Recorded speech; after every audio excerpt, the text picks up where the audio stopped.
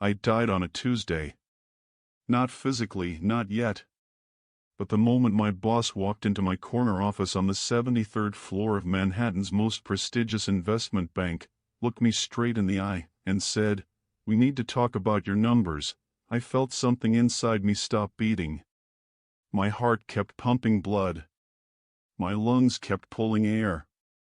But me, the real me, the one who'd built his entire identity on being untouchable, he flatlined right there on that imported Italian carpet.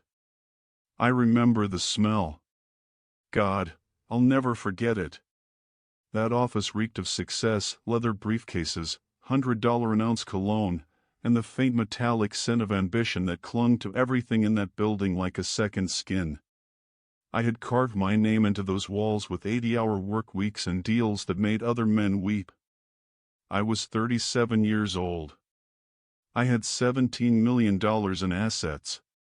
My watch cost more than my father made in 5 years of factory work. And I was about to lose everything. Your portfolio's exposure to the derivatives market, my boss continued, his voice flat and dead like a doctor delivering a terminal diagnosis, has put us in a precarious position, Marcus. Precarious. That's Wall Street speak for you're drowning, and we're cutting the rope. I nodded. Smiled. Did that thing I'd perfected over a decade of high-stakes negotiations where I made my face into a mask that revealed nothing. But inside, I was screaming. Because I knew what he wasn't saying. I knew what those numbers meant. The markets were trembling. Something was coming, something big, something dark, something that would make 2008 look like a practice run. And I had bet everything on the wrong horse. We're restructuring your division, he said, and those 4 words carved my tombstone. Let me take you back. Back to before the collapse. Before the revelation. Before the night I stood on my penthouse balcony, 23 stories above the streets of New York, and seriously considered whether the fall would kill me before I hit the ground. I grew up poor. Not we struggled sometimes poor. I mean roaches in the cereal, electricity shut off, wearing the same jeans 4 days straight poor. My father worked doubles at a textile plant in North Carolina, came home smelling like sweat and disappointment, and drank until his eyes went glassy and his words turned mean. My mother cleaned houses for rich people and came home crying because she'd seen what life could be, what we could never have. I decided at 8 years old, lying on a mattress on the floor while my parents screamed at each other through paper-thin walls, that I would never be poor again. Never. I didn't care what it cost. I didn't care who I had to become. So I became Marcus Chen, the man who never lost. The man with the golden touch. The man who turned money into more money like some kind of financial alchemist.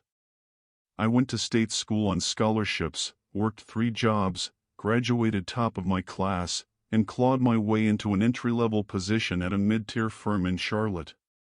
From there, I was a shark. I devoured every opportunity. Stepped on every neck. Made every sacrifice. I married Rebecca because she looked good at company dinners and didn't ask too many questions about where I was at 2 a.m. on a Thursday. We had 2 kids, Brandon and Sophia, who I saw maybe twice a week if you counted the mornings I passed them in the hallway on my way out the door. I told myself I was building a legacy. Told myself they'd thank me someday when they inherited my empire. I didn't know I was building a tomb. By the time I made it to New York, to the top floor, to the corner office with floor-to-ceiling windows that made me feel like a god looking down on the mortals below, I had lost something essential. Something I didn't even know was missing until it was too late. I looked in the mirror one morning, really looked, and saw a stranger.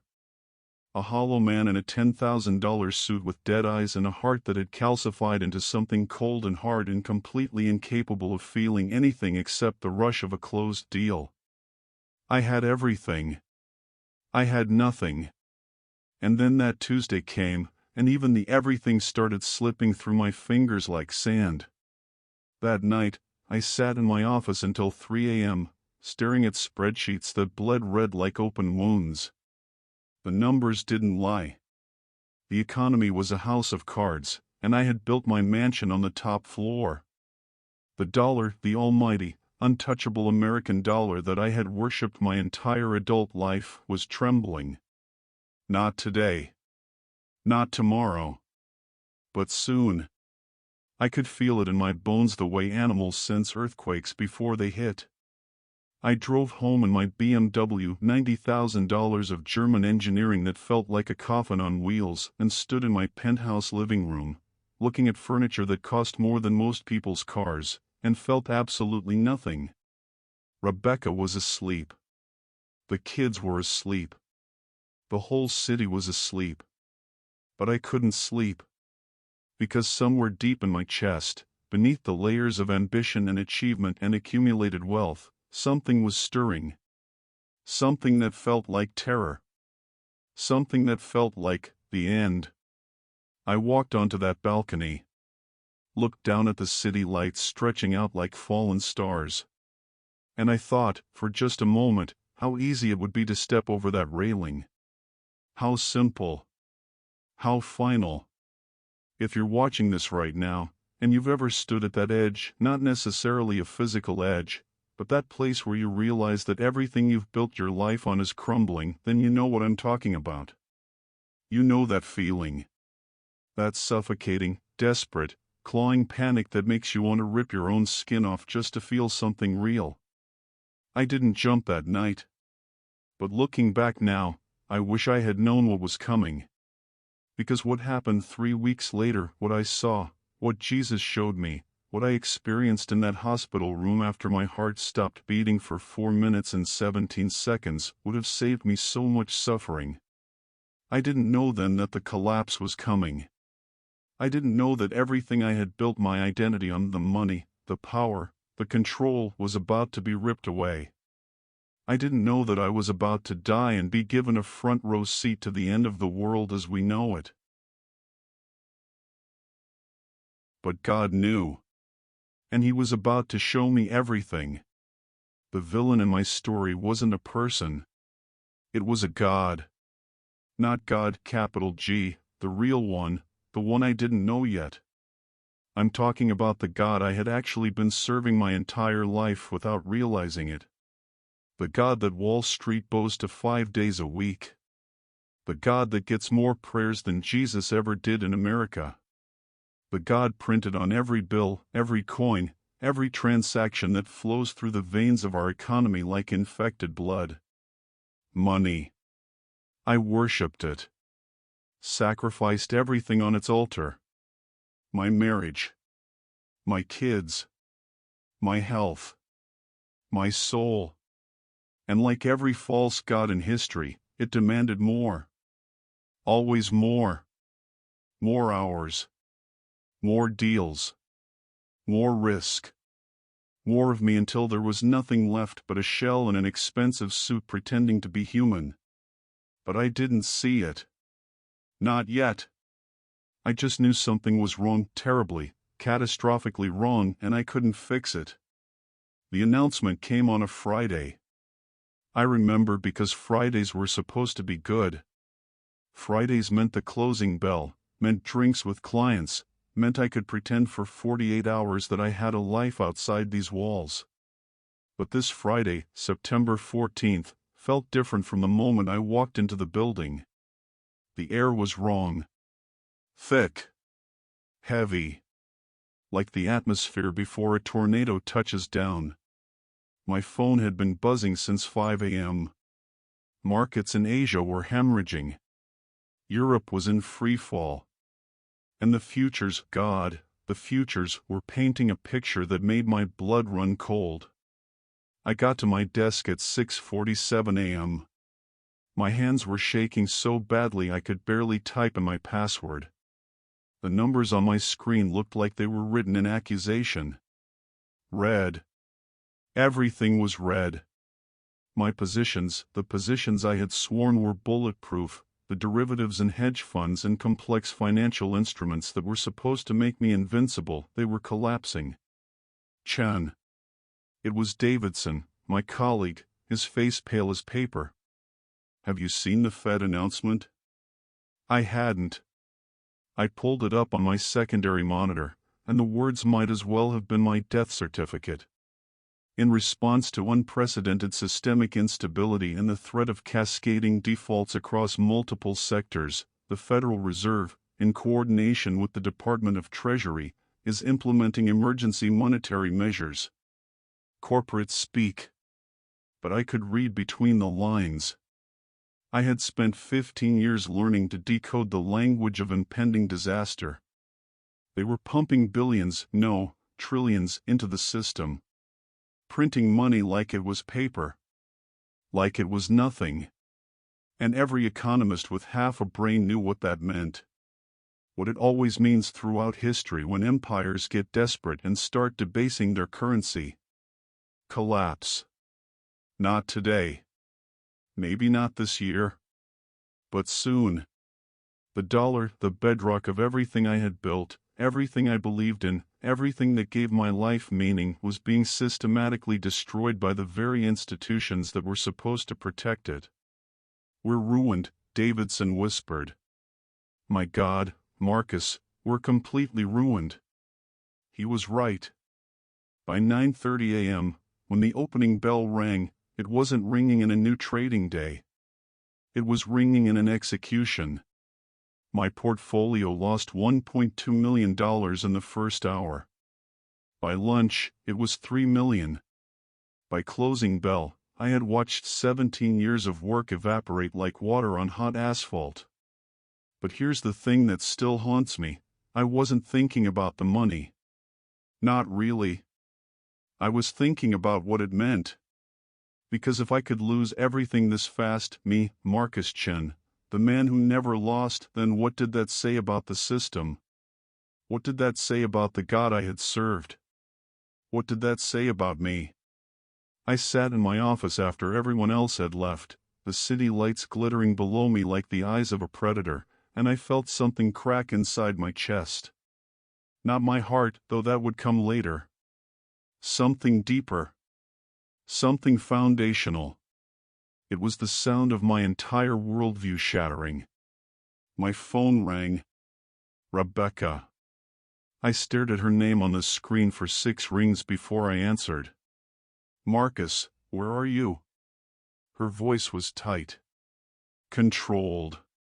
The voice she used when she was really angry but trying not to show it. Sophia has a recital tonight. You promised.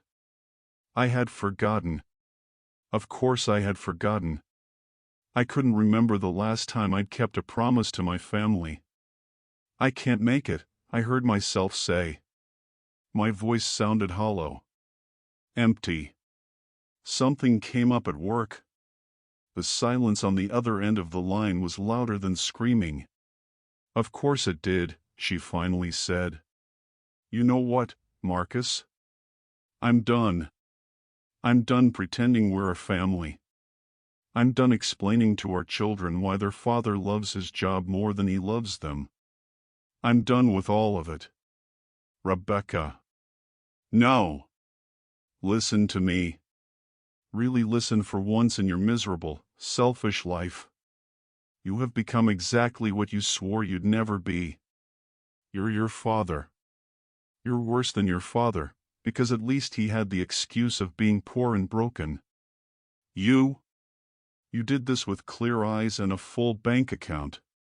You chose this. Each word landed like a physical blow. Because she was right. God help me, she was completely right. I'm taking the kids to my mother's, she continued. Don't follow us. Don't call. Don't, just don't. I need to figure out if this marriage is worth saving, and I can't do that with you sucking all the oxygen out of every room you enter. She hung up. I sat there, phone still pressed to my ear, listening to the dial tone like it was the sound of my life ending. Which, in a way, it was. That's when the chest pain started. At first, I thought it was anxiety. Panic attack. God knows I'd earned one. But this was different. This was real. A crushing, vice-like pressure that radiated down my left arm and up into my jaw. The room started spinning, tilting. The lights of the city outside my window stretched and warped like I was looking at them through tears. I tried to stand. My legs buckled. I grabbed for my desk, missed, and went down hard on that expensive Italian carpet that suddenly felt like concrete against my cheek. "Help," I whispered. But there was no one there. Everyone had gone home. Gone home to families and lives and things that mattered.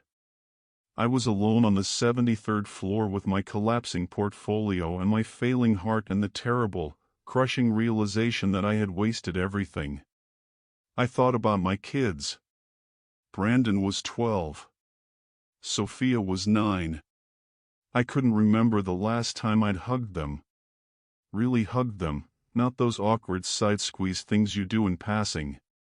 I couldn't remember the last time I'd told them I loved them and meant it, really felt it in my chest instead of just saying the words because that's what fathers are supposed to do. I thought about Rebecca.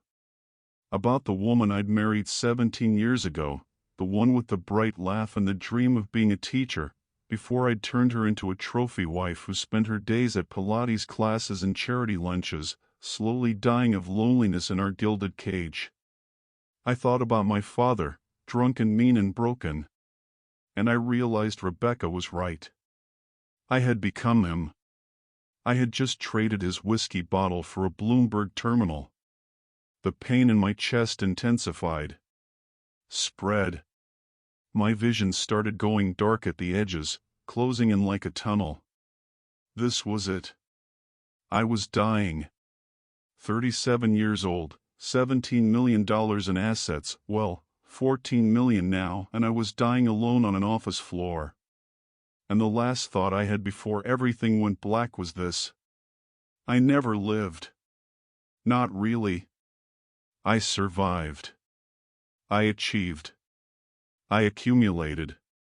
But I never actually lived. If you're watching this and you're chasing success, chasing wealth, chasing the next promotion or the next milestone or the next thing that you think will finally make you feel complete, stop.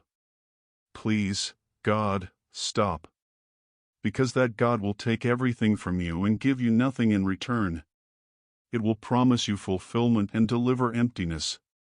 It will promise you security and give you terror.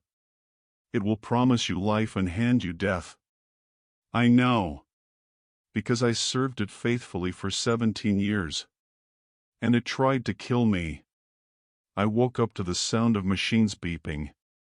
Not the triumphant beeping of closing a deal or the notification ping of another $1 million transfer. This was different. Slower. Rhythmic. The sound of my heart being monitored because it couldn't be trusted to keep beating on its own. Hospital lights. That's what I saw first. Those harsh, fluorescent lights that make everything look dead and clinical and temporary. Then faces, nurses, a doctor with tired eyes, and somewhere in the background, Rebecca's voice, tight with an emotion I couldn't quite identify. Relief? Anger? Disappointment that I had survived? "Mr. Chen, you've had a severe cardiac event," the doctor said, his voice professionally calm. "A widowmaker heart attack. You're lucky your cleaning crew found you when they did." Another 20 minutes and... He didn't finish the sentence. He didn't have to. I spent 3 days in that hospital room. 3 days hooked up to machines, pumped full of medications, being poked and prodded and monitored like I was some kind of science experiment. But the physical recovery wasn't the worst part. The worst part was the silence. The crushing, suffocating silence. See, I had never been a religious man. My mother had dragged me to church a few times when I was a kid, some Baptist congregation where everyone dressed in their Sunday best and sang hymns and talked about Jesus like he was their best friend. But even then, even as a child, I knew it was performance. Theater. People playing dress up with their morality for 2 hours a week before going back to their regular lives. So I stopped going. Stopped thinking about God entirely. Built my life on logic and numbers and provable results. God was for weak people.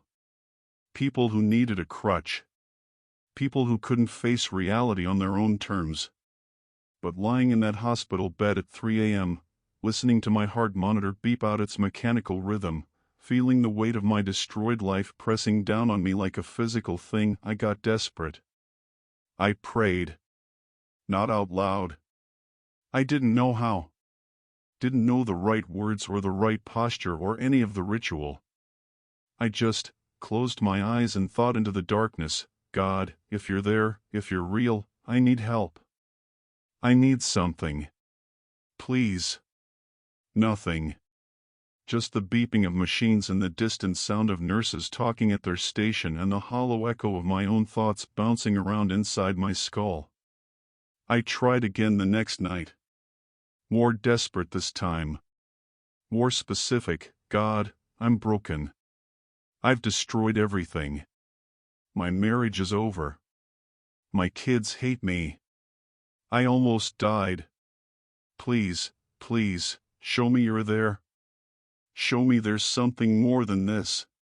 Show me I didn't waste my entire life chasing nothing. Silence. The kind of silence that's louder than screaming. The kind that confirms your worst fear, you're alone. Completely, utterly, cosmically alone. By the fourth night, I was home by then, sleeping in the guest room because Rebecca couldn't stand to be near me. I was getting angry. Furious, actually. Because I had humbled myself. I had begged. And this God that everyone talked about, this God that supposedly loved humanity and wanted a relationship and cared about every sparrow that fell, he couldn't be bothered to give me even the tiniest sign that he existed. I started researching. Obsessively. Couldn't work doctor's orders, plus I'd been put on indefinite leave from the firm, which was corporate speak for "we're waiting for you to resign," so I filled my days with desperate searching. I read about prayer. About meditation. About connecting with the divine.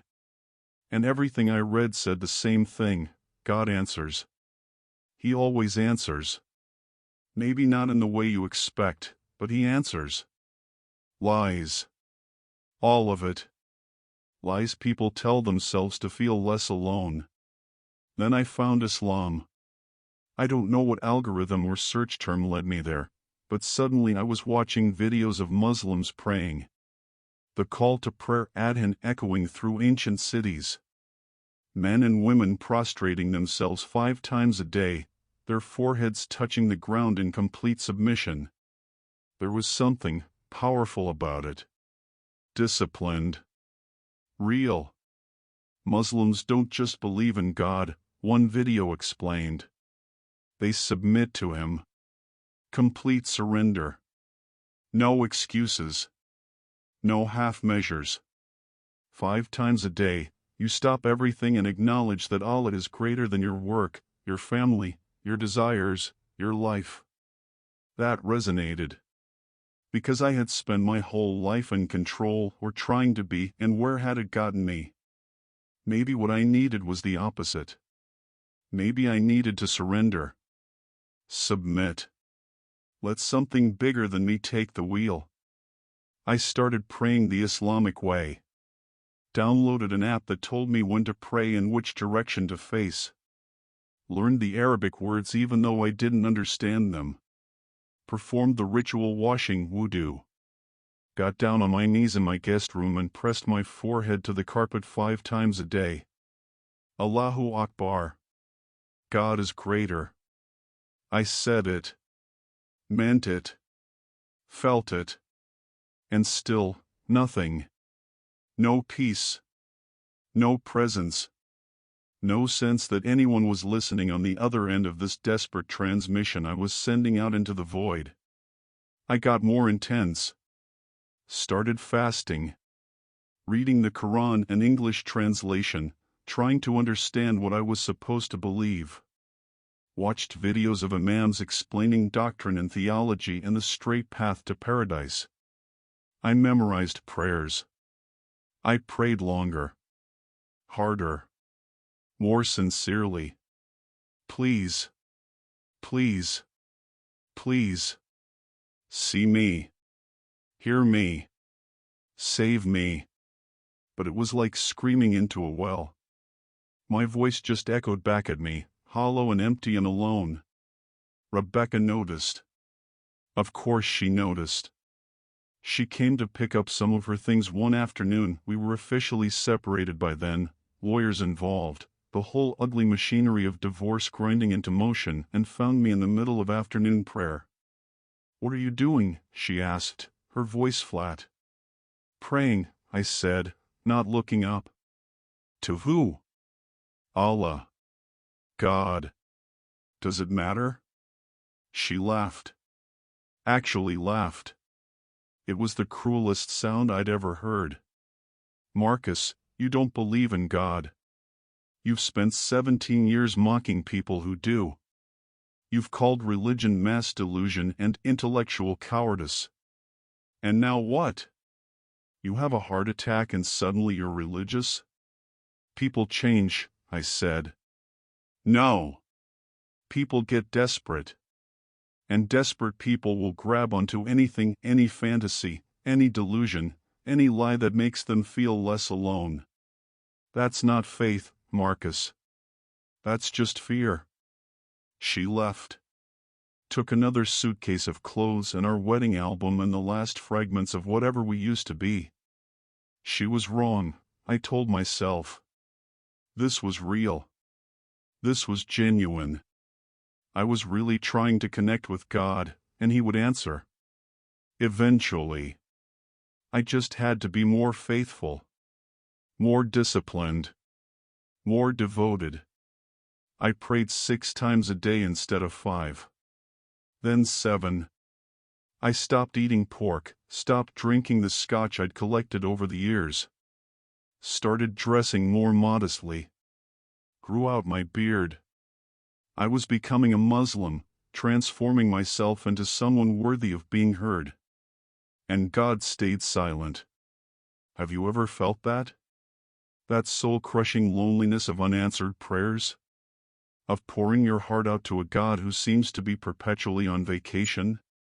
Of doing everything right, all the rituals, all the rules, all the requirements, and still feeling completely, utterly abandoned? I stopped sleeping. Couldn't. My mind was a war zone. During the day, I performed my prayers like a soldier following orders. But at night, alone in the dark, I felt it, the void. The terrible, yawning emptiness where God was supposed to be.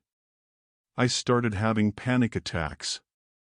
Real ones this time, not just stress. I'd wake up gasping, sweating, my heart racing like it was trying to finish the job it started on that office floor. The doctors adjusted my medications.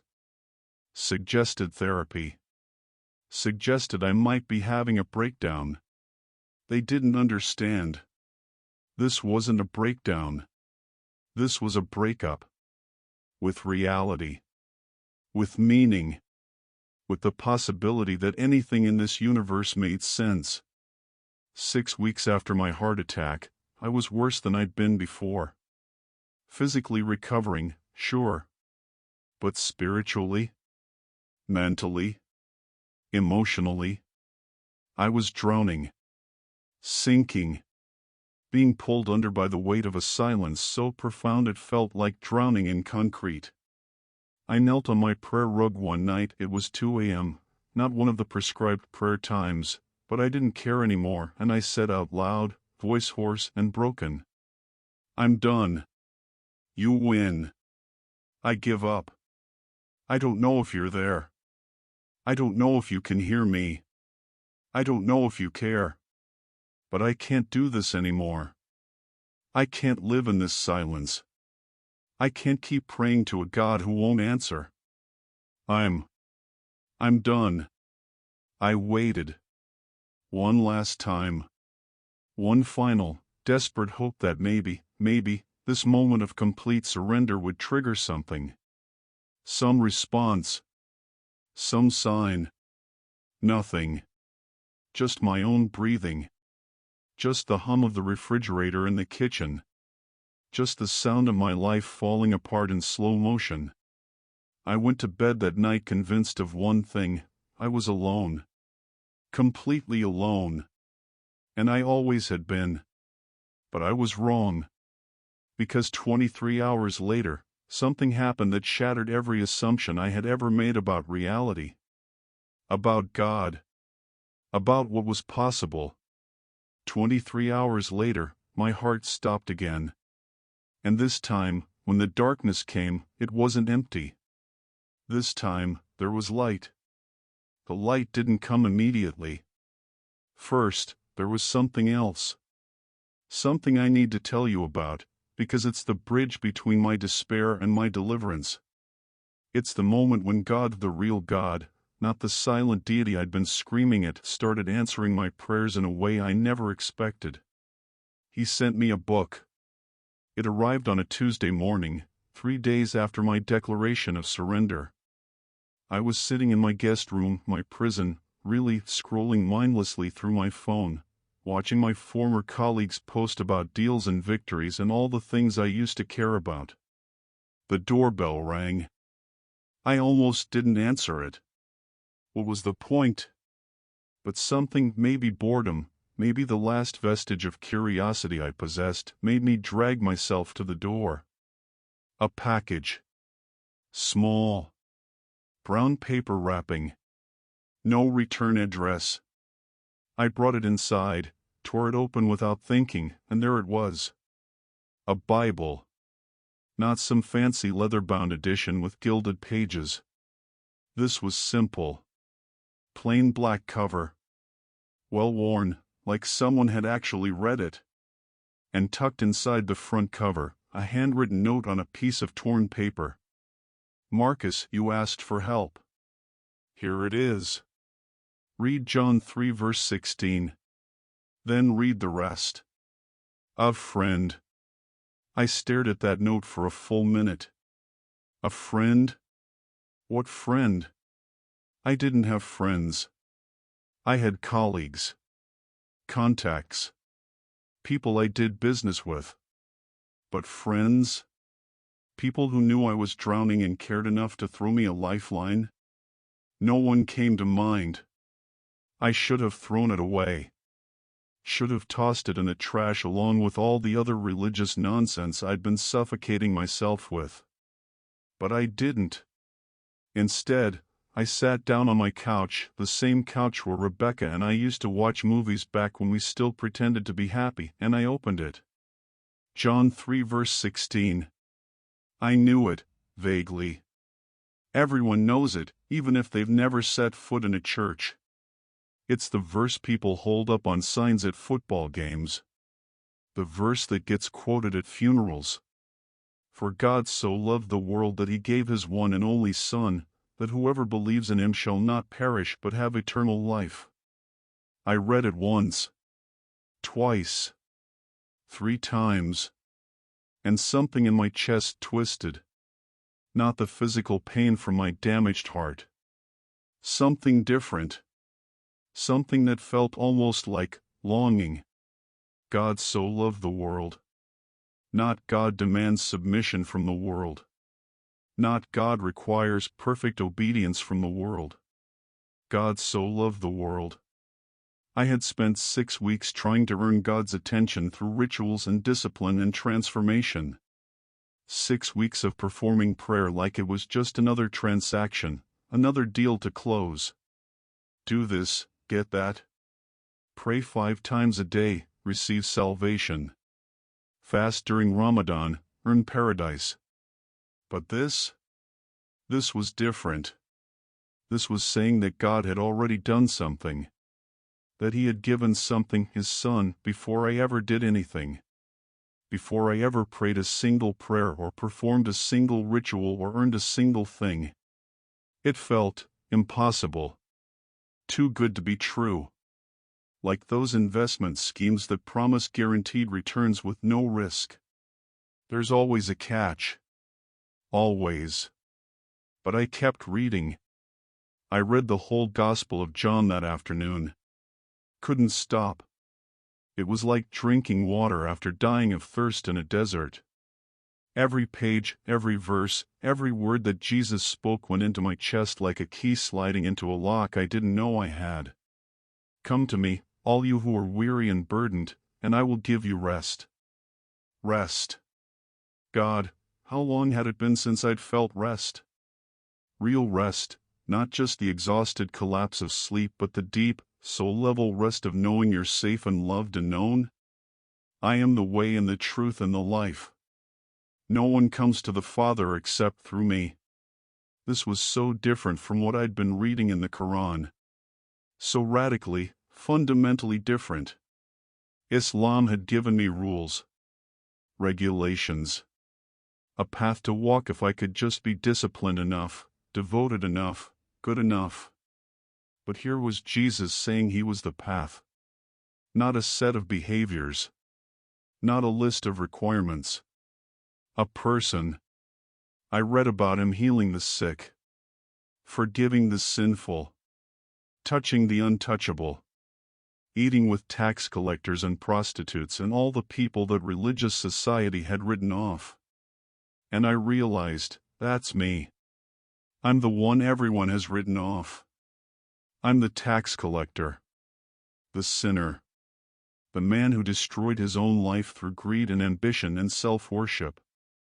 And Jesus was saying he came for people like me. But here's the thing, and listen carefully, because this is where it got dangerous. I was terrified to believe it. Not because it didn't make sense. It made more sense than anything I'd ever heard. But because believing it meant admitting that everything else I'd tried was wrong. It meant abandoning the Islamic practices I'd been clinging to like a drowning man clings to driftwood. It meant facing the possibility that I had been praying to the wrong God, following the wrong path, trusting the wrong revelation. And that felt like betrayal, like spiritual adultery, like the ultimate failure. I hid that Bible like it was contraband, kept it under my mattress, pulled it out only when I was absolutely sure no one could see. Because even though I was alone, Rebecca gone, kids gone, friends non-existent, I felt watched, judged. Like invisible eyes were tracking my every movement, waiting to catch me in this ultimate act of religious treason. I kept doing my Islamic prayers. But they felt hollow now. Empty. Like going through the motions of a relationship that's already over. My body was prostrating toward Mecca 5 times a day, but my heart was somewhere else. My heart was in those gospel pages, following a man who claimed to be God in the flesh, who said outrageous things like I and the Father are one and before Abraham was, I am. I started reading at night. 2, 3 in the morning, when the panic attacks would wake me and I couldn't get back to sleep. I read the Sermon on the Mount and wept, actually wept, at the beauty of it. The impossibility of it. Blessed are the poor in spirit, for theirs is the kingdom of heaven. I was poor in spirit. Bankrupt. Spiritually destitute. Everything I had built my identity on was rubble. And Jesus was saying that was the qualification? That brokenness was the entry point? Blessed are those who mourn, for they will be comforted. I was mourning. Grieving the loss of everything: my marriage, my career, my carefully constructed life, my false gods. And he was promising comfort. It felt too good to be true. Too easy. Too free. I read about the thief on the cross. The criminal who spent his whole life doing evil, who was being executed for his crimes, and who turned to Jesus in his final moments and said, Remember me when you come into your kingdom." And Jesus said to him, "Today you will be with me in paradise." Today. Not after you've proven yourself. Not after you've completed the requirements. Not after you've prayed enough or fasted enough or been good enough. Today. I wrestled with this. God, how I wrestled with it. Because it went against everything I had ever believed about how the world worked. You don't get something for nothing. You don't receive without earning. You don't get forgiveness without paying for it. But here was Jesus, offering exactly that. One night, this was about 2 weeks after the Bible arrived, I was reading in Matthew, chapter 11. And I came across these words, and they hit me like a physical blow. "Come to me, all you who are weary and burdened, and I will give you rest. Take my yoke upon you and learn from me, for I am gentle and lowly in heart, and you will find rest for your souls. For my yoke is easy and my burden is light." I read that verse, and something broke inside me. Shattered. Because for 6 weeks I had been carrying the heavy yoke of Islamic law, trying to earn God's attention through perfect performance. And it was crushing me. Breaking me. Driving me deeper into despair. And here was Jesus saying, "My yoke is easy. My burden is light." I closed the Bible. Put my face in my hands. And I whispered into the darkness of my guest room at 3:47 a.m. "Jesus, if you're real, if this is really true, I need you to show me. Because I can't keep living like this. I can't keep pretending that rituals and rules are filling this void inside me. They're not. Nothing is. I'm more alone now than I was before I started praying. So if you're real, if you're really who you say you are, please show me." This time, I wasn't demanding. I wasn't bargaining. I wasn't performing. I was just asking. Honestly. Desperately. From the deepest, most broken part of my soul. And unlike every other prayer I'd prayed to every other God I'd tried to reach, this one got an answer. Not immediately. Not that night. But the answer was coming. And when it arrived, it would be so undeniable, so powerful, so completely other that it would destroy every doubt I'd ever had about whether God was real and whether he cared about a broken, desperate, dying man named Marcus Chen. The answer came 23 hours later. When my heart stopped beating for the second time. And I left my body. It happened in the kitchen. I was making coffee, or trying to. My hands were shaking. They'd been shaking a lot since the heart attack, some combination of medication side effects and nervous system damage and the constant, low-grade terror that had become my baseline state of existence. The Bible was still upstairs, hidden under my mattress like pornography, and I was trying to decide if I had the courage to read it again in daylight. Then the pain started. Not gradually this time. Not a warning. It hit me like I'd been shot in the chest with a bolt of lightning. My coffee cup fell from my hand, shattered on the tile floor, and I went down with it.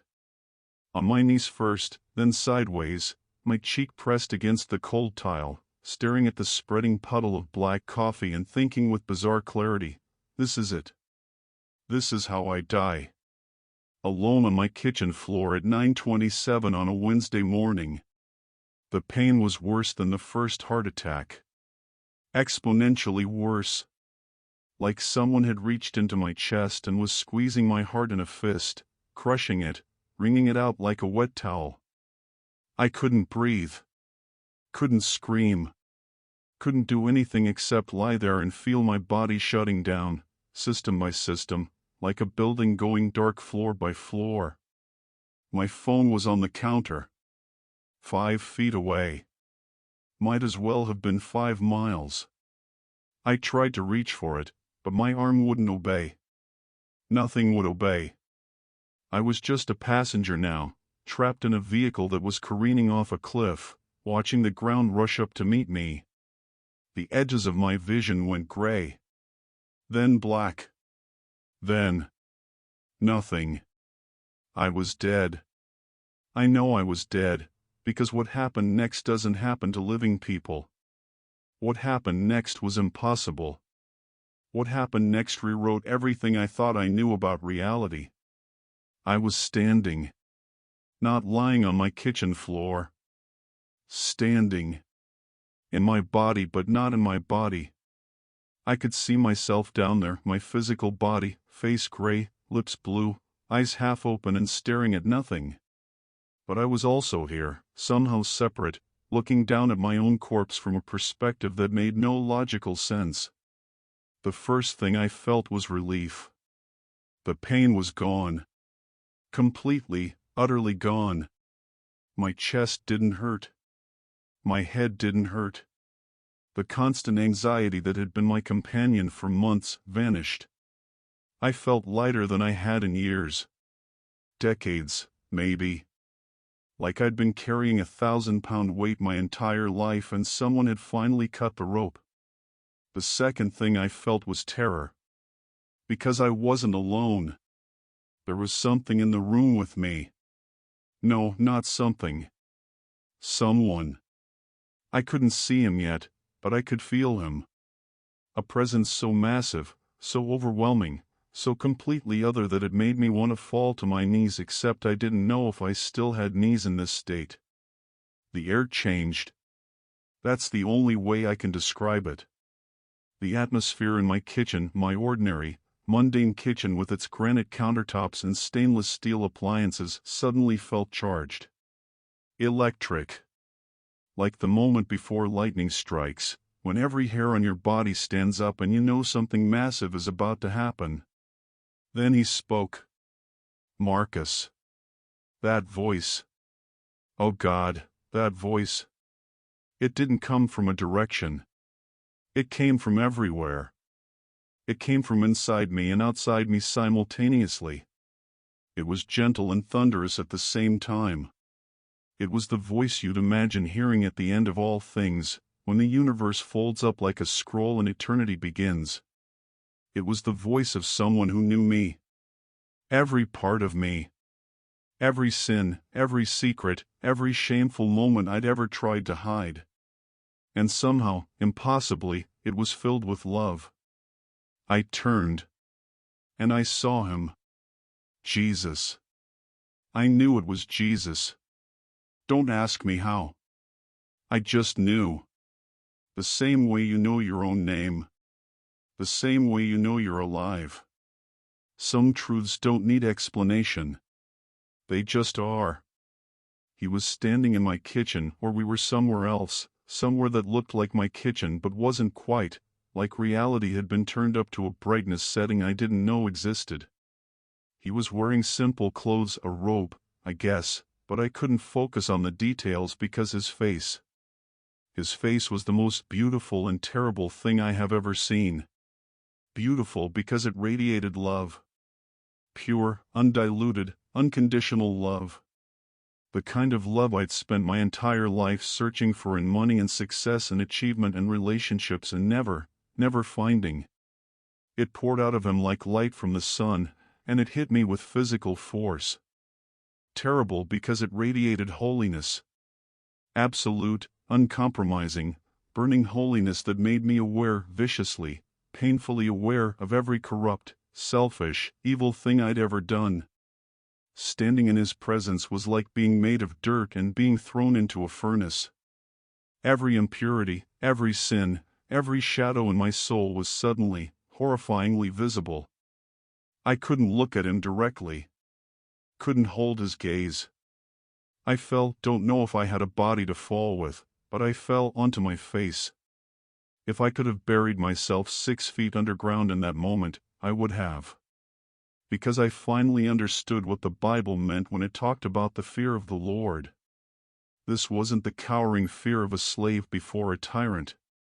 This was the overwhelming, annihilating awareness of being an insect in the presence of a supernova. Marcus, look at me. His voice again. Gentle this time. So gentle it broke my heart. I couldn't. I shook my head, or whatever passed for a head in this state. I can't. I'm two. You're two. I know what you are, he said. And there was something in his voice. Not condemnation. Not disgust. Something else. Something that sounded almost like understanding. I know exactly what you are. And I came for you anyway. Slowly, so slowly, I lifted my eyes. He was smiling. Smiling. At me. At Marcus Chen, the man who'd worshipped money for 17 years. The man who'd destroyed his marriage. The man who'd ignored his children. The man who'd spent 6 weeks frantically trying to earn God's love through Islamic rituals while his heart was secretly drawn to Jesus. The man who'd failed at everything, including faith. He was smiling at me like I was his favorite person in all of creation. Why? I choked out. The word was ripped from somewhere deep in my chest. Why are you here? Why aren't you destroying me? Because I love you, Marcus. 5 words. That's all. 5 simple words. But they detonated in my chest like a nuclear bomb. I started weeping. Not crying, weeping. The kind of soul-deep, body-shaking sobs that you can't control or stop. 37 years of pain and loneliness and desperate searching and empty achievement came pouring out of me in wave after wave of tears. And Jesus, God in the flesh, creator of the universe, the one I'd been running from my entire life, knelt down beside me. Knelt.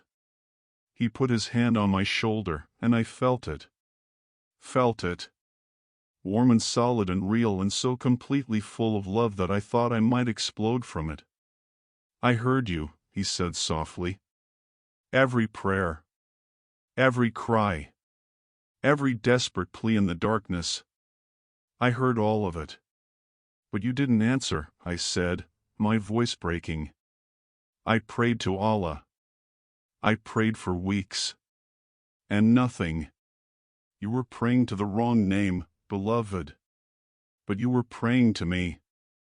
Your heart was calling out to the one true God, even when your mouth was saying other words. And I always answer when a heart truly seeks me. The Bible, I whispered.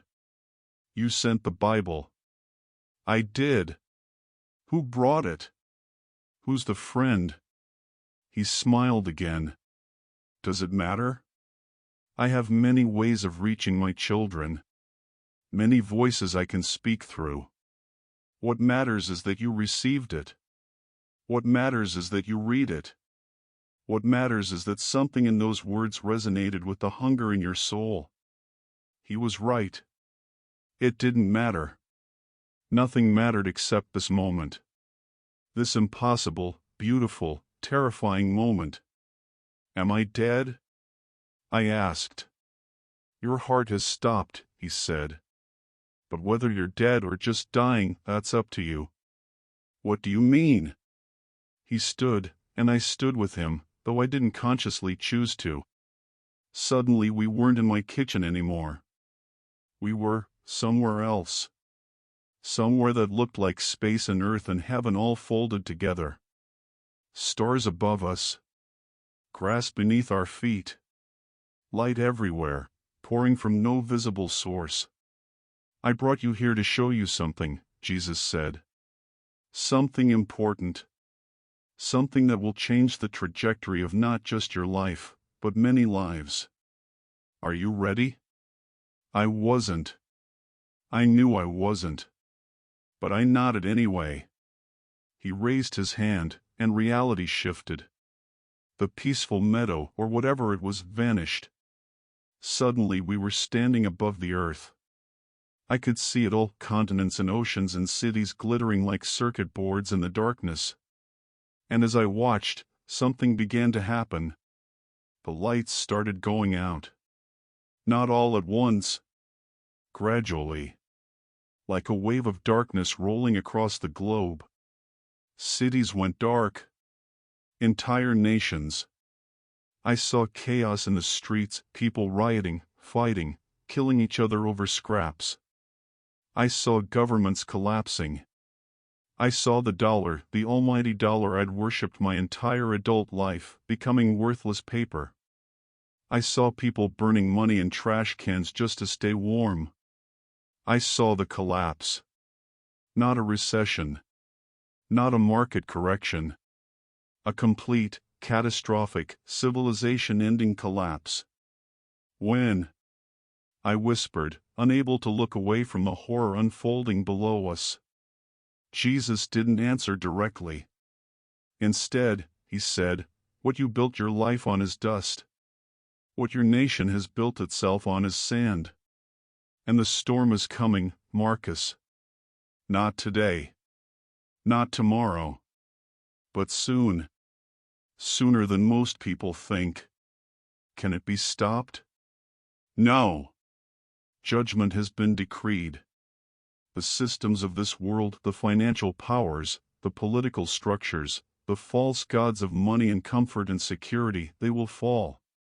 They must fall. Because they have become idols. And I will not share my glory with idols. I thought of my colleagues.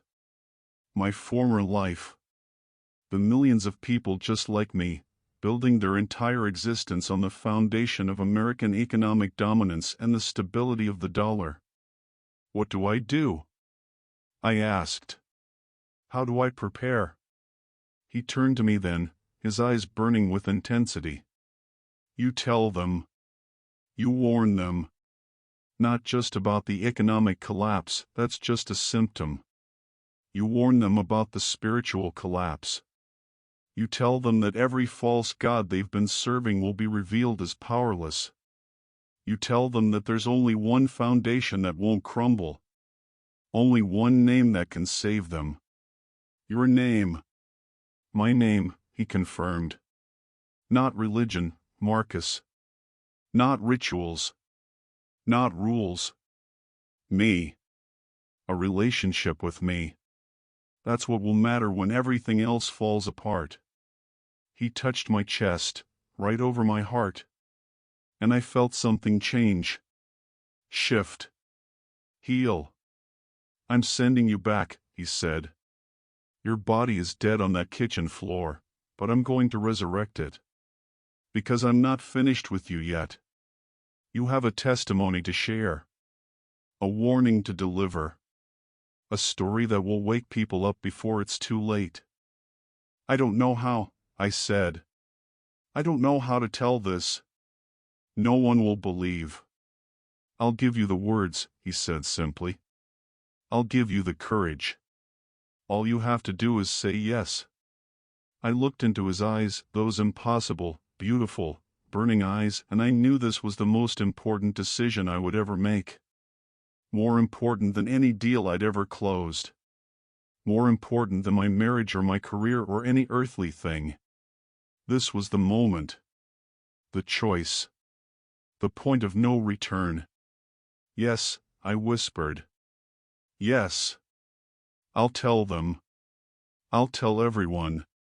Jesus smiled one more time. And then he sent me back. The pain of re-entry was indescribable. One moment I was standing in that impossible place with Jesus, surrounded by light and love and a peace so profound it felt like coming home after a lifetime of exile. The next moment I was being slammed back into my body like a missile hitting a target. Every nerve exploded. Every cell screamed. It felt like being born and dying simultaneously, like my soul was being crammed back into a container that was too small, too broken, too damaged to hold it. I gasped a horrible, rattling, drowning gasp, and my eyes flew open. I was staring at the ceiling of my kitchen. No, not the ceiling. A face. A man's face, twisted with concentration, his hands pressed against my chest. Come on, come on, come on, he was shouting, pumping my chest in rhythmic compressions. Don't you die on me, man. Don't you. I coughed. Violently. My whole body convulsed, and suddenly I was rolling onto my side, retching, gasping, clawing at the tile floor like I was trying to dig my way back to earth from wherever I'd been. Oh, thank God, the man breathed. Oh, thank God, thank God, thank God. I focused on him. He was wearing a paramedic uniform. Behind him, another paramedic was rushing in with equipment. Through my kitchen door I could see an ambulance in my driveway, lights flashing, and neighbors gathering on their lawns, staring. How? I croaked. My voice sounded like gravel scraping against stone. How long? Your neighbor called 911, the first paramedic said, still breathing hard from the chest compressions. Said she heard a crash. We got here about 4 minutes ago. Your heart had stopped. No pulse, no breathing. We've been working on you for, he glanced at his watch, 3 minutes and 47 seconds. You were gone, man. Completely gone.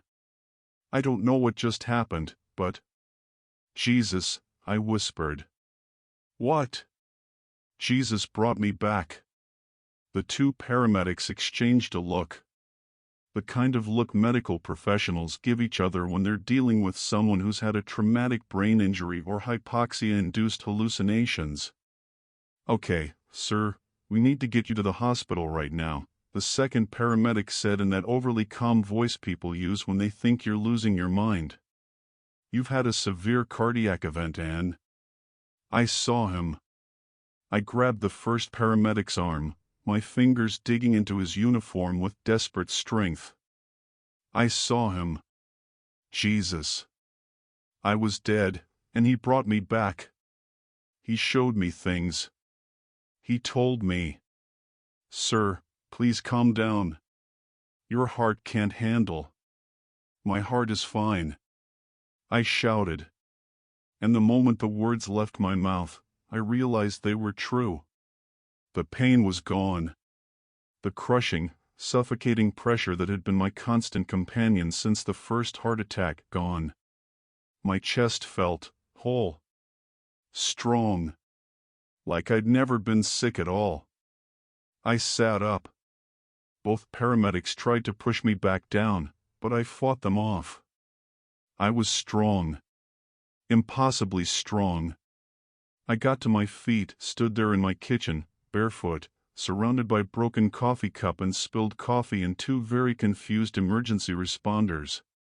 Sir, you cannot stand up right now, the second paramedic said, his voice rising with panic. You just had a cardiac arrest. You need to.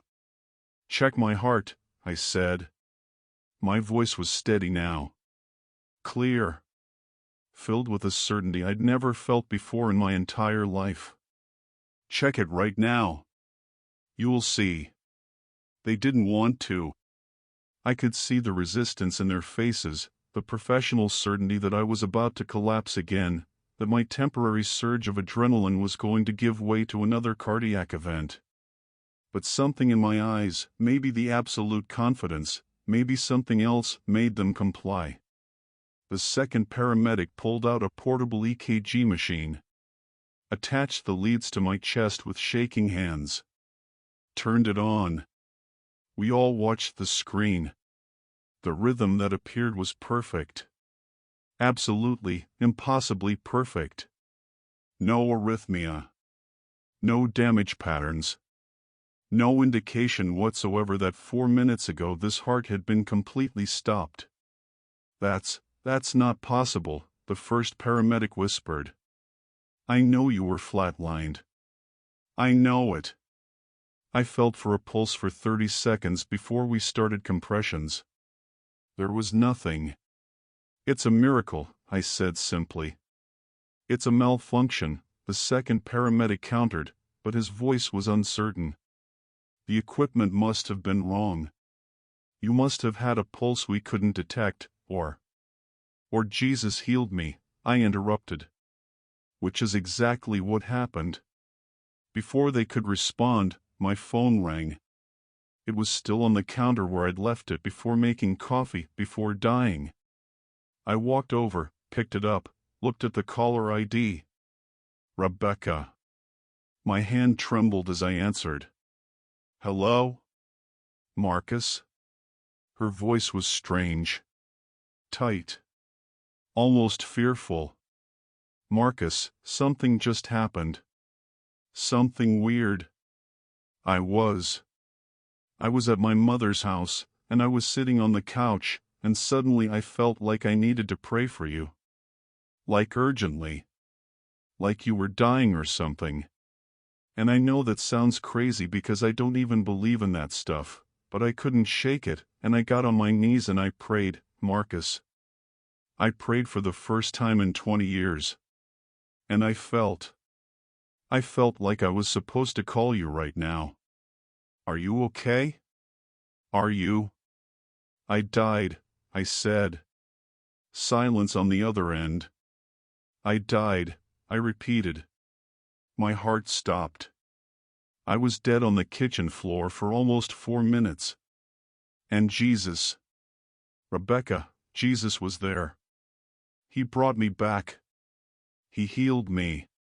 And apparently, he prompted you to pray at the exact moment I needed it most. More silence. Then, this isn't funny, Marcus. I'm not joking. There are paramedics in my kitchen right now. They can confirm everything. My heart stopped. And now it's perfectly fine. Better than fine. It's been healed. I could hear her breathing on the other end. Sharp, quick breaths. The sound of someone whose entire worldview was cracking. I'm coming over, she finally said. Don't go anywhere. I'm coming right now. She hung up. The paramedics were insisting I go to the hospital for observation. Protocol, they said. Liability, they said. But I could see in their eyes that something had fundamentally shifted. They'd seen enough death to recognize it. And they'd seen enough impossible recoveries to know that occasionally, very occasionally, something happened that medicine couldn't explain. I'll go, I agreed. But first, I need to do something. I went upstairs before they could stop me. Pulled the Bible out from under my mattress. Came back down holding it like it was the most precious thing I owned. Which, in that moment, it was. I need you to understand something, I told the paramedics. Both of them were young, late 20s, maybe early 30s. One had a cross tattooed on his forearm. The other wore a wedding ring. Both of them looked shaken.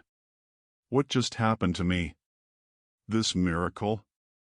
It's not random. It's not luck. Jesus did this for a reason. He has a message for people. For everyone. The economy is going to collapse. Not someday. Soon. Everything we've built our lives on, money, security, the American dream, it's all going to fall apart. And when it does, the only thing that will matter is whether you know Him. Whether you have a real relationship with Jesus Christ. Sir, the second paramedic started. I know how this sounds, I interrupted. I know you think I'm crazy. Brain damage from oxygen deprivation. Religious delusions. Whatever medical explanation makes you comfortable. But you felt it. You know I was dead. You know this shouldn't be possible. So maybe instead of dismissing this as impossible, you should consider that you just witnessed an act of God. The paramedic with the cross tattoo was staring at me. His eyes were wet. My wife's been praying for me, he said quietly. 4 months. Praying I'd have an encounter with God. That I'd see something I couldn't explain away. He looked down at his hands, still trembling from the adrenaline. I think I just did. Then don't waste it, I said. My voice was intense, urgent, filled with the weight of what Jesus had shown me. Don't go back to life as usual. Don't pretend this was normal. Seek Him. Read this. I held up the Bible. Ask Jesus to reveal Himself to you the way He revealed Himself to me. Because I promise you, He will answer. We stood there in my kitchen, me, 2 paramedics, and the lingering presence of the supernatural for what felt like an eternity. The moment stretched, expanded, became something holy. Then my neighbor appeared in the doorway. Mrs. Chen, no relation, just coincidence, an elderly Korean woman who'd lived next door for the last 2 years and who I'd barely ever spoken to. I saw, she said, her accent thick but her words clear. Through window. I saw. Saw what, ma'am? The first paramedic asked. She pointed at me. Him. On floor. Dead. I know dead. I see death many times in my life. He was dead. Then she pointed up. And I saw light. In kitchen. Light that shouldn't be there. Bright. So bright it hurt to look. And then, she made a gesture, like something slamming down from above. Then he alive again. All 3 of us stared at her. You saw the light? I breathed. She nodded, tears streaming down her weathered face. I am Buddhist my whole life. But that light? That not Buddha. That's something else. Someone else.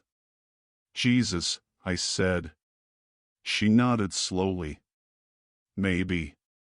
Maybe Jesus.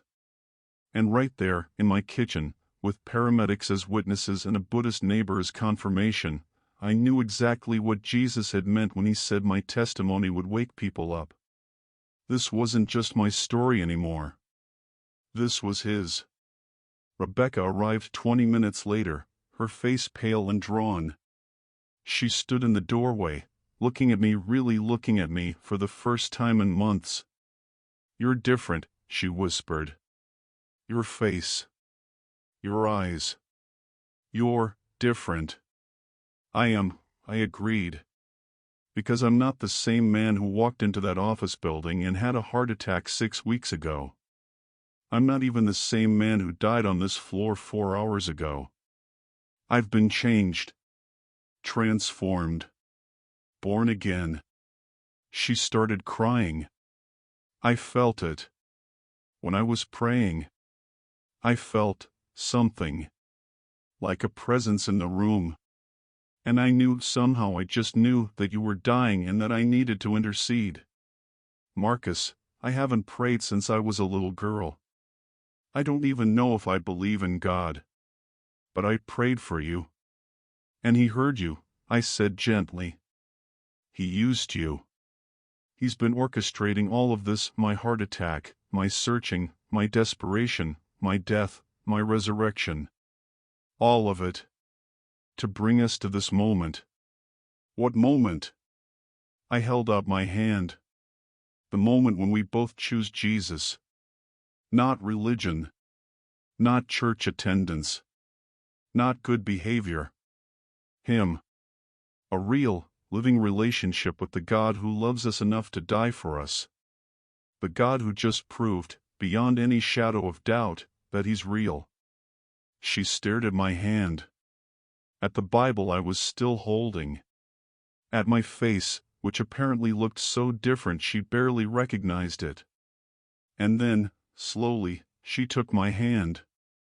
We knelt together on that kitchen floor, the same floor where I died and been resurrected, and for the first time in our 17 years of marriage, we prayed together. Not formal prayers. Not religious rhetoric. Just 2 broken people calling out to Jesus and asking Him to save us. And He did. I felt at the moment she surrendered. Felt the spiritual atmosphere in the room shift. Felt the presence of Jesus, as real and tangible as it had been when I was dead, moving through my kitchen and doing what only He can do, bringing dead things back to life. We were both crying. Both transformed. Both absolutely, completely, undeniably changed. The paramedics were crying too. Even Mrs. Chen was crying, standing in my doorway with her hands clasped, witnessing something her Buddhism had never prepared her for. This was the miracle. Not just my resurrection, though that was miraculous enough. The real miracle was watching the hardest heart I knew, my wife's heart, armored by years of disappointment and abandonment, crack open and let Jesus in. That's when I knew the message Jesus gave me wasn't just about economic collapse. It was about hearts. About the moment when everything falls away and you're left with a choice. Will you cling to the wreckage of your old life, or will you reach for the one who can make all things new? The hospital wanted to keep me for observation. Dr. Patterson, a cardiologist in his late 50s with gray hair and skeptical eyes, ran every test imaginable. EKG, echocardiogram, stress test, blood work, CT scan. He examined me like I was a puzzle that didn't make sense, and with each result that came back, his frown deepened. "Mr. Chen," he finally said, sitting down across from me in the sterile examination room, "I've been a cardiologist for 32 years. I've seen thousands of heart attack patients. And I've never seen anything like this." "What do you mean?" Rebecca asked. She hadn't left my side since arriving at the hospital. Her hand was locked in mine, fingers intertwined like we were teenagers again instead of a separated couple navigating the wreckage of our marriage. Dr. Patterson pulled up imaging on his computer screen. "This is the skin we took 6 weeks ago, after your first heart attack." He pointed to areas of obvious damage. "See this? Significant scarring. Dead tissue. The anterior wall of your left ventricle was compromised. You had reduced ejection fraction, your heart was only pumping at about 40% capacity. You were looking at months of cardiac rehabilitation, possibly surgical intervention, definitely a lifetime of medication and restrictions." He pulled up another image. "This is the scan from today." I leaned forward, staring at the screen. "There's no scarring," he said quietly. "None. The tissue damage is gone. Your ejection fraction is 65%. That's better than most healthy 30-year-olds. Your heart looks like it's never been damaged at all." He looked at me, and there was something in his eyes. Not just confusion. Something deeper. Almost like fear. "This doesn't happen, Mr. Chen. Hearts don't regenerate like this. Scar tissue doesn't disappear.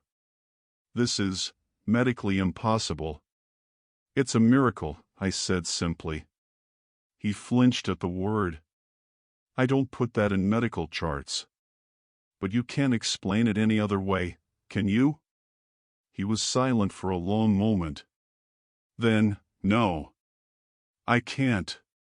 "Then maybe," I said gently, "you should consider that there are some things medicine can't explain. Some things that require a different kind of diagnosis." Dr. Patterson stood abruptly. "I'm discharging you. Medically, there's no reason to keep you here. But I'm recommending follow-up in 2 weeks, and if anything feels wrong, you come back immediately." "I will," I promised. But I knew I wouldn't need to. I could feel it in my chest, my heart was whole. Healed. Not just physically, but spiritually. Jesus had done a complete work. The trouble started 3 days later. I had called my former boss, really, and asked for a meeting. I needed to officially resign, tie up loose ends, clear out my office.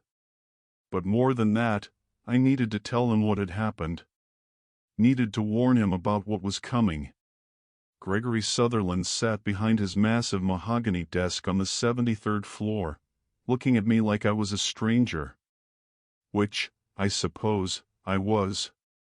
The Marcus Chen who had walked out of this office 6 weeks ago with a dying heart had been a completely different person.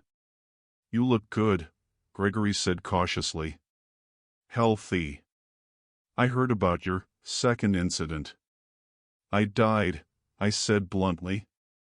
My heart stopped for almost 4 minutes. And during that time, I had an encounter with Jesus Christ. He showed me things, Gregory. Important things. Things I need to tell you. His expression shifted. Closed off. I recognized that look I'd worn it myself for years. It was the look of a man who'd just been confronted with religion and wanted nothing to do with it. "Marcus, I'm glad you're recovering, but—" "The dollar is going to collapse," I interrupted. "Not in some distant future. Soon. Within the next few years. Everything we've built here, all these derivatives, all these hedge funds, all these complicated financial instruments, they're castles made of sand. And the tide is coming in." Gregory's face hardened. "You can't make predictions like that. You'll create panic. You'll—" "I'm not making predictions. I'm delivering a warning. Jesus showed me what's coming. I saw it, Gregory. Cities going dark. The economy collapsing. People rioting in the streets. The dollar becoming worthless. All of it." "This is insane," Gregory said flatly. "You've had a traumatic medical event. Oxygen deprivation. Hallucinations. You need psychiatric help, not—" My heart was scarred and damaged 6 weeks ago. Now it's completely healed. The doctors can't explain it. The medical records prove it. That's not a hallucination. That's a miracle. And if God can heal my heart, He can certainly show me the future." Gregory stood up. "I think you should leave." "Gregory, please. Listen to me. I know how this sounds. I know you think I've lost my mind. But you've known me for 8 years. You know I'm not prone to delusions or religious mania. Something real happened to me. And the message I received is too important to ignore. The message," Gregory said coldly, "is that you've had a mental breakdown. And if you start spreading doomsday prophecies and religious nonsense to clients or other employees, I'll make sure you never work in this industry again. Do you understand me?" I looked at him, really looked at him, and saw myself. The old Marcus. The man so completely enslaved to money and status and the approval of powerful men that he couldn't recognize truth even when it was staring him in the face. "I understand," I said quietly. "I understand that you're terrified. Because if what I'm saying is true, then everything you've built your life on is about to crumble. And that's too frightening to consider." "Get out," Gregory said. I left. But I didn't stop talking. I reached out to former colleagues, clients, anyone who would listen. I told them about my death, about my encounter with Jesus, about the warning I'd been given. Some people listened with polite skepticism. Others hung up mid-sentence. A precious few, actually asked questions. Wanted to know more. One of them was David Rothman, a Jewish investment banker I'd worked with on several deals. He invited me to lunch at a steakhouse in Midtown, and I could tell from his body language he was expecting me to try to convert him. "I'm not here to convert you," I said before he could put up his defenses. "I'm here to tell you what I experienced and let you decide what to do with it." "Fair enough," David said warily. I told him everything. The heart attack. The Islamic prayers that went unanswered. Finding the Bible. Reading about Jesus. My second cardiac arrest. The encounter. The healing. The warning about economic collapse. David listened without interrupting. When I finished, he was quiet for a long time, his kosher meal untouched in front of him. "You know I'm a religious Jew," he finally said. "I go to synagogue. I keep Sabbath. I believe in the God of Abraham, Isaac, and Jacob." "I know. And you're telling me that Jesus, Yeshua, is the Messiah? That he's the only way to be saved?" "I'm telling you what he told me," I said carefully. "I'm telling you that he's the one who healed my heart. The one who showed me the future. The one who's been pursuing me my entire life even when I was running in the opposite direction." David's eyes were wet. "My grandfather survived the Holocaust. He watched his entire family die in the camps. And when he came to America, he held onto his faith like it was the only thing that mattered. Judaism is my identity, Marcus. It's who I am. And you're asking me to abandon it." "No," I said firmly. "I'm not asking you anything. Jesus is. And he's not asking you to abandon your identity as a Jew. He was a Jew. All his disciples were Jews. The early church was entirely Jewish. He's asking you to recognize him as the fulfillment of everything your grandfather believed in. As the Messiah your people have been waiting for." "How do I know you're not just delusional?" David asked, but his voice was desperate, not dismissive. "How do I know this wasn't just brain damage or oxygen deprivation or wish fulfillment?" "Ask him yourself," I said. That's what I did. I was desperate and broken, and I asked Jesus to show me if he was real. And he answered. He'll answer you too, David. If you genuinely seek him with an open heart, he will reveal himself. David left that lunch visibly shaken. I don't know what he decided. Don't know if he ever prayed that prayer. But I planted the seed. And I learned something crucial. My job wasn't to argue people into faith. It was to tell my story and trust Jesus to do the rest.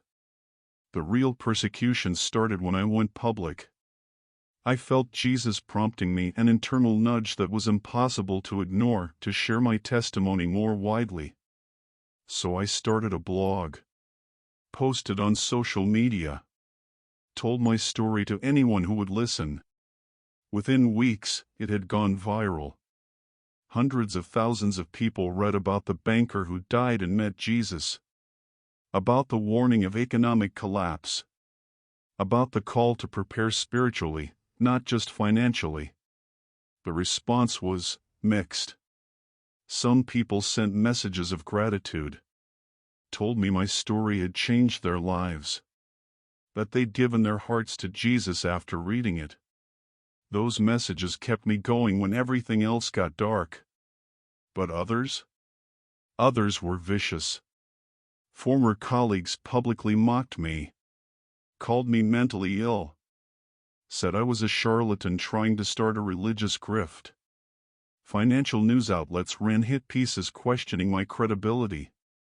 My former firm issued a statement distancing themselves from my unfounded apocalyptic predictions. I lost friends. People I'd known for years blocked my number. Refused to speak to me. Treated me like I had a contagious disease. My children, Brandon and Sophia, were confused. They'd barely seen me for years, and now suddenly I was this religious figure claiming to have visions from God. Rebecca was trying to navigate her own new faith while protecting them from the chaos. Daddy, kids at school are saying you're crazy, Sophia told me one night when I came over for dinner.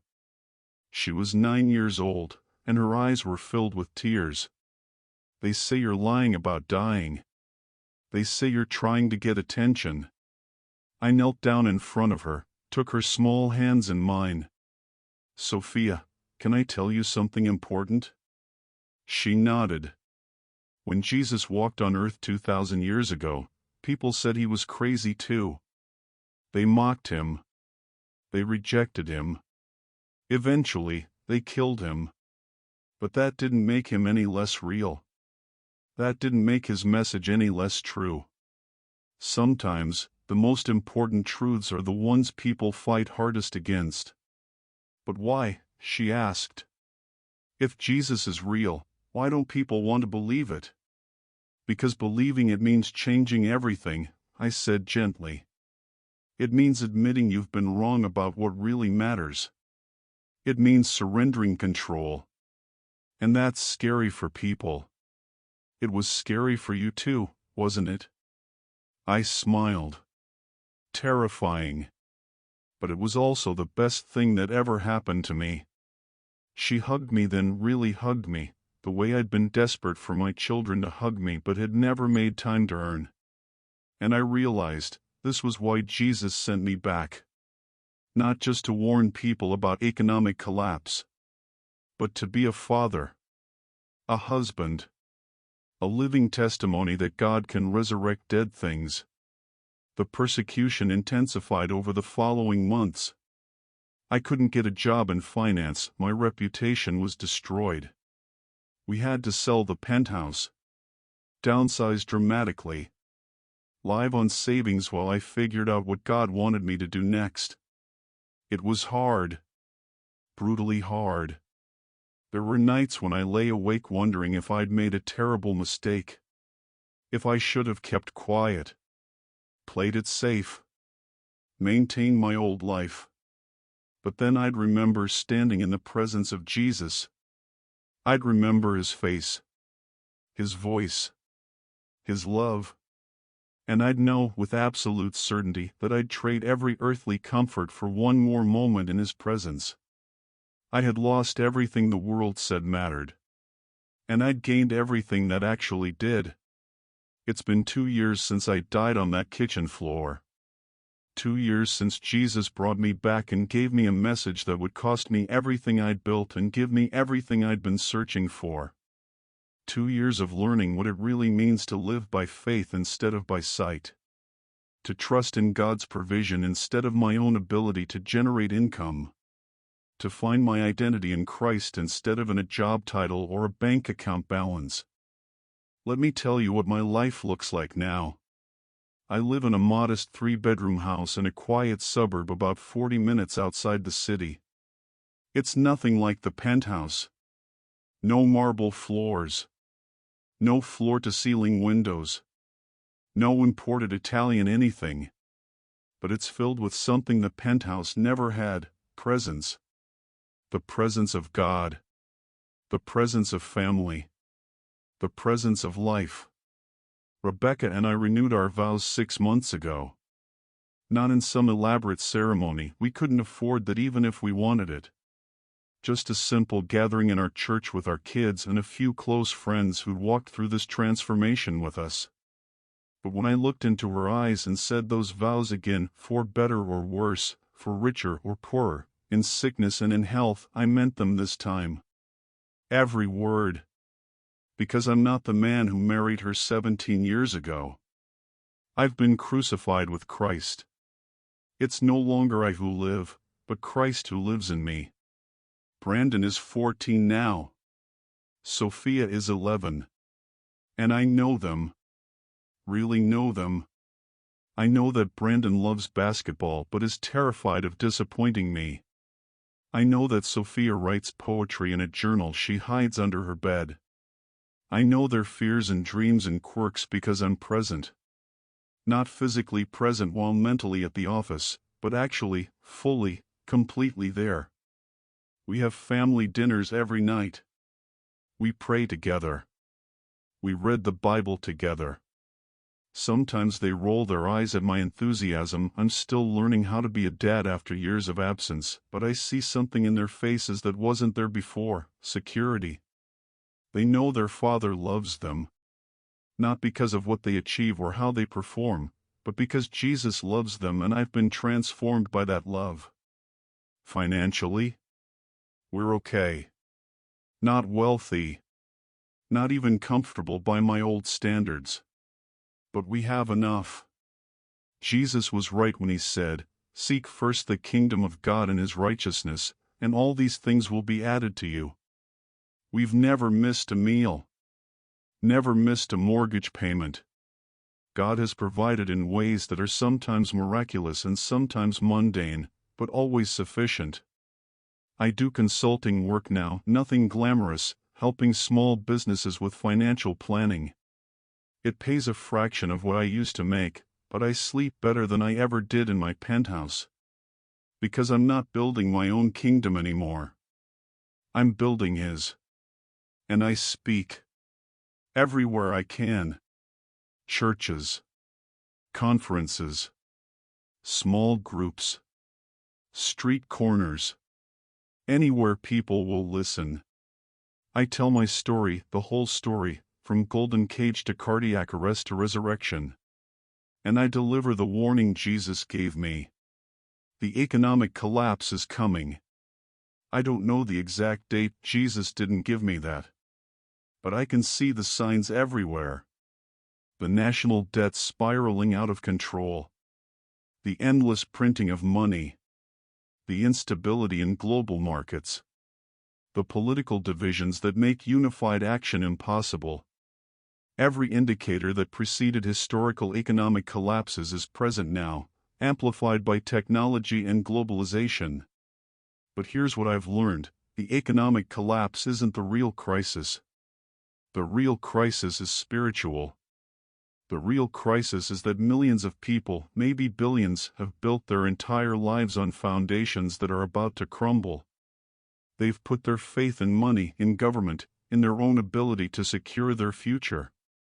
And when those things fail, and they will fail, they'll be left with nothing. Unless they have Jesus. So let me talk directly to you now. Yes, you. The person watching this video or reading this testimony. I need you to hear me, really hear me, because what I'm about to say could determine where you spend eternity. If you're someone who's been chasing success like I was, building your identity on your career or your bank account or your achievements, stop. Please, God, stop. Because I've been to the top of that mountain, and I'm telling you, there's nothing there. Just wind and emptiness and the terrifying realization that you climbed the wrong mountain. You can't take your money with you when you die. You can't bring your portfolio or your LinkedIn profile into eternity. The only thing that will matter, the only thing, is whether you know Jesus. Whether you have a genuine, personal relationship with the God who loves you so much He died for you. If you're a Muslim like I briefly was, desperately performing rituals and trying to earn God's favor, I need you to understand something. Allah will never answer your prayers the way you're hoping. Not because He's too busy or because you're not faithful enough, but because He's not real. I'm sorry if that's offensive. I'm sorry if it hurts. But I'm telling you the truth in love, you're praying to a false God. A God invented by a man in the 7th century who never died for you, never rose from the dead, never demonstrated divine power. Jesus did all of that. Jesus is real. And He's waiting for you to call on His name. If you're Jewish like my friend David, holding on to your traditions and your identity while rejecting Yeshua as Messiah, please reconsider. Please read Isaiah 53. Read the prophecies. Read the descriptions of the suffering servant who would be pierced for our transgressions, crushed for our iniquities. And then read the Gospels. Read about Jesus fulfilling every single prophecy in ways that are statistically impossible unless He truly is who He claimed to be. Your ancestors rejected Him because they were looking for a political revolutionary, not a suffering savior. Don't make the same mistake. If you're an atheist who's convinced that belief in God is intellectual cowardice, I understand. I thought the same thing for most of my life. But answer me this: how do you explain my healing? How do you explain scar tissue disappearing? How do you explain a heart that was pumping at 40% capacity suddenly functioning better than a healthy teenager's? You can dismiss it as coincidence or misdiagnosis, but you'd have to ignore the medical records and the testimony of multiple doctors. Or you could just consider, that maybe your materialistic worldview is incomplete. That maybe there's more to reality than atoms and energy. That maybe, just maybe, there's a God who loves you and is trying to get your attention before it's too late.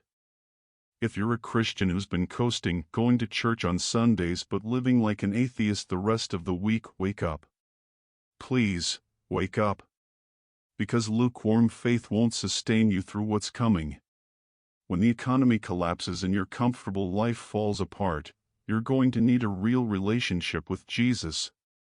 Not a cultural Christianity. Not a set of beliefs you intellectually affirm.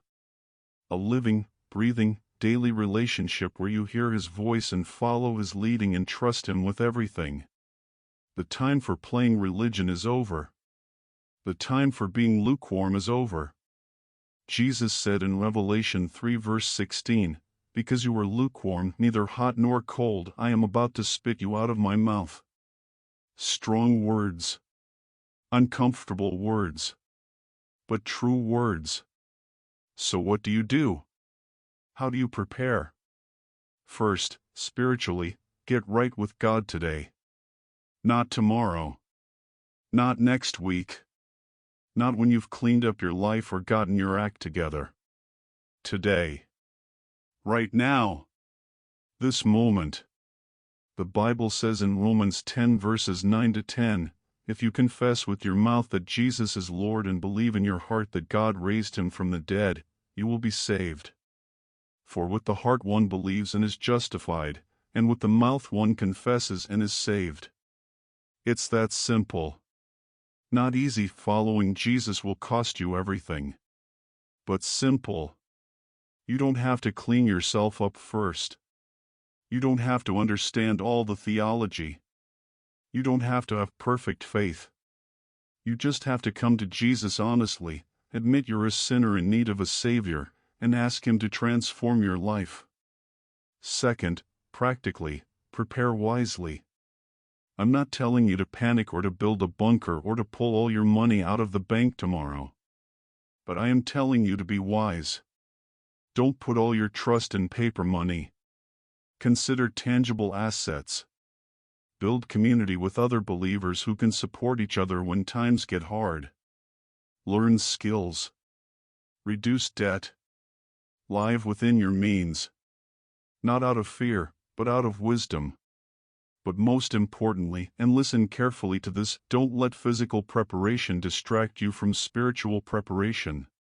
Don't become so focused on storing food and supplies that you neglect storing up treasures in heaven. Because when the collapse comes, your relationship with Jesus will matter infinitely more than your stockpile of canned goods. Jesus said in Matthew 6 verses 19 to 21, "Do not store up for yourselves treasures on earth, where moths and vermin destroy, and where thieves break in and steal. But store up for yourselves treasures in heaven, where moths and vermin do not destroy, and where thieves do not break in and steal. For where your treasure is, there your heart will be also." Now, I want to give you an opportunity. Right now, wherever you are watching this on your phone, your computer, your TV, I want to pray with you. If you've never given your life to Jesus, or if you've been a lukewarm Christian and you want to fully surrender to Him, I'm going to lead you in a prayer. This isn't a magic formula. God isn't interested in perfectly recited words. He's interested in your heart. But if you pray this prayer and you mean it, if you're genuinely surrendering your life to Jesus, He will save you. He promised. And God cannot lie. So if you're ready, I want you to pray this with me. Out loud if you can. From your heart. With all the sincerity you possess. Jesus, I'm a sinner. I've lived my life my own way, and I've made a mess of it. I've worshipped false gods, money, success, pleasure, myself, and they've left me empty. I've tried to earn salvation through my own efforts, and I've failed. I need a Savior. I need you. I believe you are the Son of God. I believe you died on the cross for my sins. I believe you rose from the dead on the third day, conquering death and hell and the grave. And I believe you're alive right now, listening to this prayer. So I'm asking you, begging you, please come into my life. Forgive me for everything I've done wrong. Wash me clean. Make me new. I give you control. Not partial control. Not just the Sunday morning parts of my life. All of it. My past, my present, my future. My money, my relationships, my dreams, my fears. Everything. I surrender. I submit. I trust you. Not because I understand everything or because I have all the answers, but because you died for me. You proved your love. And I want to spend the rest of my life and all of eternity with you. Thank you for saving me. Thank you for not giving up on me. Thank you for pursuing me even when I was running away. I'm yours now. Completely yours. Transform me. Use me. Make me into the person you created me to be. In Jesus' name, amen. If you just prayed that prayer and you meant it, welcome. Welcome to the family of God. Welcome to eternal life. Welcome to the greatest adventure you'll ever experience. You need to know something. This isn't the end. It's the beginning. You've just been born again, spiritually born. And like any newborn, you need to grow. You need to be fed. You need community. So here's what I want you to do. 1. Tell someone. Don't keep this to yourself. The Bible says, if you confess with your mouth that Jesus is Lord, you will be saved. Tell a friend. Tell a family member. Tell me, leave a comment, send a message. Confession solidifies commitment. 2. Get a Bible and start reading. I recommend starting with the Gospel of John. That's where I started. Let God speak to you through His Word. 3. Find a church. A real church where Jesus is preached, where the Bible is taught, where people genuinely love each other. Not a social club with religious decorations. A place where God's presence is real and tangible. 4. Pray. Daily. Not ritual prayers. Talk to God. He's your Father now. He wants to hear from you. Tell Him everything. Your fears, your doubts, your questions, your gratitude. He's listening. And 5. Prepare. Not just physically, but spiritually. Because the storm is coming. Not to scare you, you're safe in Christ, no matter what happens to the economy or the nation or the world. But to motivate you. To help you be ready. To help you be someone who can stand firm when everything else is shaking. I wish I could tell you exactly when the collapse will happen. I can't. But I can tell you this, every day that passes is one day closer. And every day you wait to get right with God is a day you're gambling with eternity. Don't wait. Please, don't wait. I waited 37 years. I wasted 17 years building a kingdom that crumbled in weeks. I nearly died before I found the truth. Don't be like me. Don't wait until you're dying on a kitchen floor to cry out to Jesus. Cry out to Him now. Because He's ready. He's been ready. He's been waiting for you your entire life. And when you call on His name, when you genuinely, desperately, honestly call on His name, He will answer. He did for me. He will for you. The dollar is going to collapse. The economy is going to fail. The systems you've trusted will prove to be worthless. But Jesus will never fail. Jesus will never leave you. Jesus will never abandon you. He's the rock that doesn't move when everything else is shaking. He's the foundation that holds when everything else crumbles. He's the way when you're lost, the truth when you're confused, and the life when you're dying. He saved me. He healed me. He transformed me. And He's offering to do the same for you.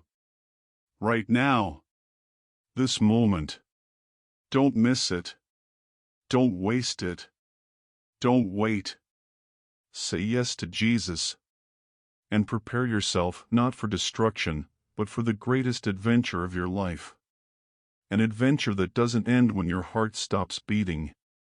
An adventure that continues into eternity. I'll see you there. In the presence of the King. Where we'll finally be fully alive. Forever. Amen.